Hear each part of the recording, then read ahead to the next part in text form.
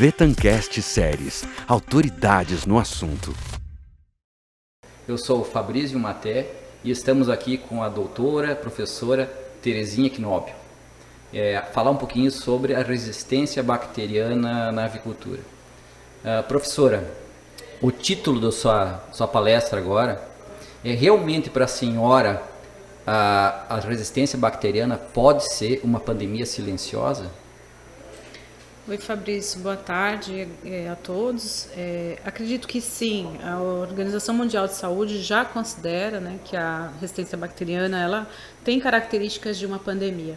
Ela não se comporta como um conceito clássico de pandemia, como a gente define dentro da epidemiologia, mas ela traz várias características, que é a disseminação global, o impacto na saúde das pessoas, o aumento da mortalidade, consequências econômicas, perdas, né, no setor de produção.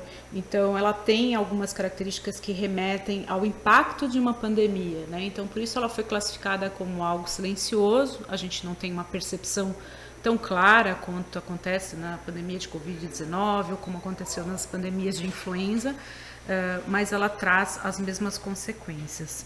Eu prefiro dizer que nós temos algumas linhagens de bactérias resistentes que têm este caráter pandêmico, né? A exemplo da Klebsiella, que é resistente a carbapenêmicos, ela tem uma disseminação mundial que lembra muito a de um patógeno resistente, Enterococcus vancomycina resistente. Então, algumas linhagens, e especificamente dentro da avicultura, as linhagens de Salmonella e E. coli, né? Então, alguns sorovários de Salmonella e algumas cepas de Escherichia coli patogênica aviária, a PEC, elas têm se comportado causando surtos, epidemias. Algumas já adquiriram um caráter endêmico, né? Então elas normalmente acontecem como epidemia e se mantêm por alguns anos depois em caráter epidêmico, com ocorrência previsível, né, de casos. Mas sim, a gente tem, quando observa o espalhamento destas linhagens no mundo, né, elas são consideradas pandemias. Então a gente poderia sim utilizar esse termo. Obrigado, professora. E para a professora, quais seriam os desafios, né, pensando na nossa avicultura, em relacionado à resistência bacteriana? Eu acho que o maior desafio ele vem da necessidade global, né, dentro do conceito de saúde única e pensando principalmente no risco que a gente tem de voltar a uma era pré-antibiótica por conta da disseminação e da falta de opção terapêutica, é a redução de uso, né? Então, as políticas internacionais de todos os organismos mundiais, baseado nos estudos de disseminação dessas linhagens, têm recomendado a redução. Não é fácil reduzir, então nós já passamos aí por uma série de proibição de promotores de crescimento e agora fica para a gente, nesse exato momento, a necessidade de fazer a redução do uso profilático também, né? Então, como nós vamos criar esses animais e mantê-los saudáveis, tendo cada vez menos ferramentas e muitas vezes o produtor se depara com laudos de antibiograma com perfil de multiresistência, de resistência estendida, beta-lactâmicos. Então, a gente precisa mudar um pouco esse fenótipo. Isso é demorado, não se faz da noite para o dia, né? Requer um trabalho de um uso mais racional, mais prudente, melhor orientado, né? Para que a gente tenha essa percepção de melhora em médio e longo prazo. Sim, professora, pensando na sua palestra, sua apresentação, que acabou de concluir, a professora tem assim um estudo de quais são os princípios ativos mais resistentes, pensando a nível de avicultura. Existe uma vigilância em cima desse conceito atualmente? Então, muitas regiões não fazem essa vigilância, né? Esse é um trabalho até que a Vetanco vem desenvolvendo, acho importantíssimo que se faça essa amostragem. A gente tem muitos trabalhos que não são comparáveis porque usam métodos diferentes, antibióticos diferentes, mas de forma geral a gente percebe variações tanto do ponto de vista regional, então estados em que a pressão seletiva é maior na comparação com outros, dentro da cadeia, então a situação em matriz é um pouco diferente da que a gente encontra no frango, o frango sempre com uma pressão maior, postura também vem sofrendo um desafio muito grande, então não existe um perfil único, ele tem uma variação regional e de acordo com as práticas de cada propriedade. Mas, de forma geral, o que a gente tem visto é uma tendência à classificação de multiresistência, que a gente considera quando a bactéria é resistente a mais de 3 classes distintas de antimicrobiano. Isso hoje, para as enterobactérias, está na faixa de 90%, às vezes até 95%, 98% das bactérias são classificadas como multiresistentes.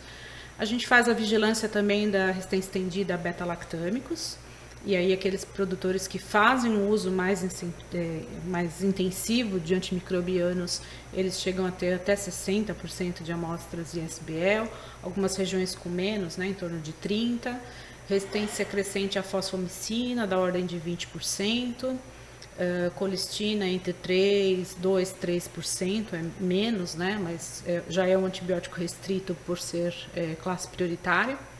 E nos preocupa muito o aumento da resistência a macrolídeos, né, que vem também crescendo. Enfim, a gente percebe que praticamente as classes principais de utilização terapêutica, todas elas estão sobrecarregadas. As quinolonas também. A quinolona varia muito também, mas a gente já chegou a pegar índices superiores a 50% em Escherichia coli, né? Então é bastante preocupante, não é um panorama muito tranquilo de se trabalhar do ponto de vista de escolha de medicamento e de opção terapêutica. Pensando também em resistência, professora, diminuição de uso, né? Seria interessante acontecer isso. E o que a gente poderia usar para complementar esses antimicrobianos que já estão resistentes? Existe alguma estratégia? Eu já vi palestras das professoras citando alguma coisa de probióticos, enfim, essa linha de produtos, para amenizar talvez, não que vão segurar muitas vezes o desafio que está no campo, mas amenizar talvez a carga dessas bactérias a nível de campo. Para se obter uma melhoria dessa situação, precisa realmente ter um programa centrado. Eu não acredito que existe uma regra única para todos, né? A única regra que é comum é reduza o uso ao máximo, né? Faça um uso mais racional. É importante que cada empresa tenha um diagnóstico da situação, conheça qual é o seu desafio, tem salmonela, não tem, qual o sorovar, qual o perfil dela de resistência a desinfetante, a antimicrobianos de forma geral. A mesma coisa vale para a APEC, né, que seriam os 2 patógenos que precisa vigiar melhor. Então, conhecer o perfil de cada granja, e aí utilizar estratégias alternativas, né? Fazer o uso de antibiótico na menor quantidade possível, na menor frequência possível, e procurar produtos alternativos. E aí a gente tem uma linha grande, né, que inclui prebióticos, probióticos, ácidos orgânicos, e inclusive vacinas, né? Então, em algumas situações, o uso de vacinas tem colaborado também bastante para a redução. Então, é preciso montar um planejamento, né? Conhecer a realidade, em cima daquela realidade, montar um programa específico para cada região. A gente tem regiões, como eu comentei, que a pressão é muito grande, né?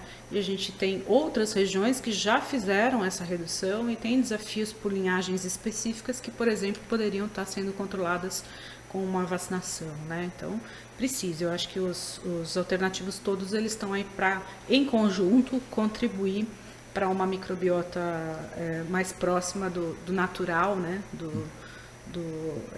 Não tão resistente como o que a gente tem visto hoje. Tem um tema que a professora falou na sua apresentação, sua palestra, não nessa, mas outras anteriores que eu já participei, gostei muito por sinal, é a respeito da virulência de algumas cepas. E a professora cita muito a questão das STs, aquela cepa ST117. Eu acho que é interessante a professora falar um pouquinho, porque para o pessoal do campo é um tema novo. Seria legal ouvir um pouquinho o que a professora tem a dizer sobre isso. Sim, esse é um conceito muito importante, Fabrício. A gente, como a coli ela é um membro da microbiota, a gente sempre tratou a coli como E. coli, simples assim, né? E a gente sabe que dentro desse conjunto diverso de micro-organismos, a gente tem algumas colis que são comensais e inclusive atuam muito bem na proteção do intestino contra outras infecções. E a gente tem aquele conjunto, um pequeno grupo de coli, que por meio de trocas, né, de elementos genéticos móveis foram montando ali suas ilhas de patogenicidade e começaram a se tornar virulentas, né? Então, algumas colis muito adaptadas às aves. E hoje, com o sequenciamento, a gente consegue identificar essas linhagens, né? Então, existem estratégias para você dizer, olha, isto é comensal, essa linhagem está mais relacionada a uma contaminação ambiental, essa linhagem ela pode ter um potencial zoonótico, essa linhagem ela é muito patogênica para o frango, ela vai dar condenação lá no abate, né? Então, a questão é essa, o diagnóstico da colibacilose, ele sofreu um grande avanço nos últimos anos, né? E dentro do que a gente tem posto atualmente, isso é muito dinâmico, os trabalhos têm sido publicados, em 2022 saíram vários trabalhos, a gente tem chamado muita atenção para a PEC de alguns sorogrupos e de algumas linhagens. Nesse contexto se destaca o ST117, que é do grupo G, e algumas linhagens do grupo B2, como o ST95, ST23. E a gente faz, então, hoje um trabalho de monitoramento, né, nas granjas, para entender como que isso circula. Então, para a gente ter uma ideia, por exemplo, o ST117, ele causou surtos na Europa de colibacilose, foi introduzido no Brasil, a gente não sabe como que se dá a transmissão vertical disso ainda, mas ele foi identificado primeiramente no Paraná em 2017, e aí ele foi se espalhando. Então, hoje a gente já detecta ele no Rio Grande do Sul, no Paraná, em Minas e em São Paulo. E é uma das linhagens que é predominantemente associada à condenação de abatedouro, né? Então, é mais ou menos como a gente faz com salmonela. Existem 2.500 salmonelas, algumas são muito importantes. Então, todo mundo sabe o que é uma salmonela gallinarum, o que é uma enteritidis, o que é uma pylori, né? O que é uma Minnesota e assim por diante. Então, para a coli é a mesma coisa. Cada uma dessas linhagens, né, chamadas pandêmicas, inclusive, ou linhagens de alto risco, elas trazem um risco sanitário específico. Então, é importante que a granja saiba se ela tem a circulação dessas linhagens. Às vezes, a granja tem um problema e não é colibacilose, é um problema oportunista, um erro de manejo, né? Então, qualquer coli de microbiota pode causar uma infecção secundária, mas essas linhagens de alto risco são consideradas hoje patógenos primários, né? Então, elas causam, sim, elas são virulentas e elas tendem a causar mortalidade e perdas econômicas bastante significativas. Interessante, professor. Então, a gente não pode mais afirmar aquilo que os livros falavam antigamente, que a coli sempre necessitava de um fator primário para entrar na... Evidentemente que qualquer fator que facilite, né? Então, se você tem um acúmulo de muco, uma variação brusca de temperatura, ele vai atuar como um fator que favorece a infecção, né? Então, sim, ainda os fatores, você ter um controle ambiental é importante. Mas hoje a gente claramente sabe que alguns tipos de coli são oportunistas e dependem de uma imunossupressão, de uma falha de manejo, de uma alteração climática, enquanto outros independem dessas condições. Então, mesmo na ausência desses fatores, eles vão impactar. Às vezes, essa linhagem, né, o ST117, ele é encontrado nas fezes, né, nos cascudinhos. No intestino, ela não vai causar nada. Então, você tem, por exemplo, uma matriz infectada, você não tem essa percepção. Mas quando isso entra dentro de um incubatório, isso pode se espalhar através da vacinadora, né? E você já começa a ter perda embrionária, ovos bicados, né?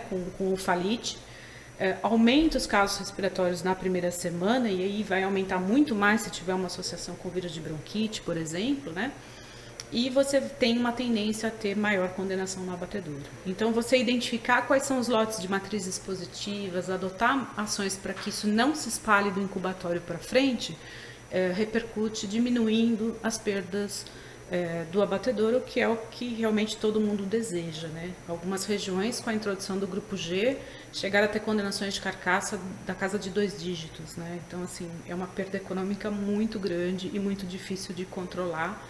E como não há um diagnóstico muito efetivo, a gente não sabe exatamente quais as linhagens que causaram isso, mas temos dados de pesquisa fortemente sugestivos da participação dos ST117, 23 e 95 aqui na região do Paraná. Professora, uma pergunta que eu gostaria de fazer, que eu acho que é muito importante, pensando na questão de saúde, saúde humana. É possível essas cepas de Apex multiresistentes que estão na avicultura se tornarem uma zoonose para as pessoas? Conceitualmente, a literatura já considera a colibacilose como uma infecção, eles usam o termo FUT, né, de infecção transmitida por alimento. As aves estão altamente implicadas nessa transmissão.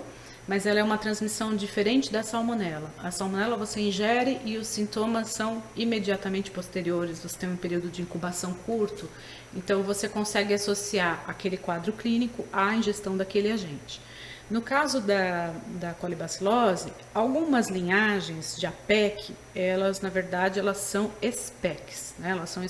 coli extraintestinal e elas não têm uma predileção muito clara por hospedeiro, né? É o caso da ST131, 73, então isso também já é bem conhecido. Quando a pessoa ingere o alimento, ela vai apenas adquirir a microbiota, então ela passa a ter esses STs de SPEC na microbiota. E isso posteriormente pode se traduzir numa doença humana. As mais conhecidas são infecções do trato urinário, sepse e meningite em neonatos. Então, sim, ela é hoje então não todas as colis, mas algumas linhagens, algumas sequências de coli são consideradas zoonóticas. Isso já com comprovação, inclusive, em modelos biológicos, né, de inoculação em ratos e em modelos animais, induzindo o quadro de sepse. Obrigado, professora. Eu acho que ficou bem claro os esclarecimentos e gostaria de agradecer novamente a presença da professora aqui no Exponential 2023 pela segunda vez e fica o convite para o próximo. Eu que agradeço e foi um prazer participar com vocês. Obrigada. Vetanco, produtos seguros para alimentos seguros.